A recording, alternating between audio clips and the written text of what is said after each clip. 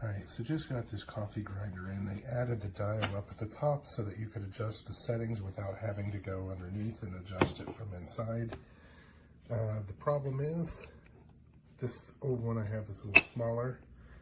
When you flip the handle up, it pops in, pull it back, drops down. The new one I got,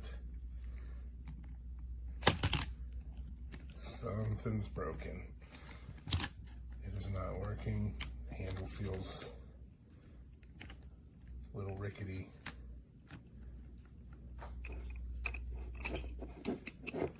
Whereas this one is pretty solid. But definitely something isn't right there.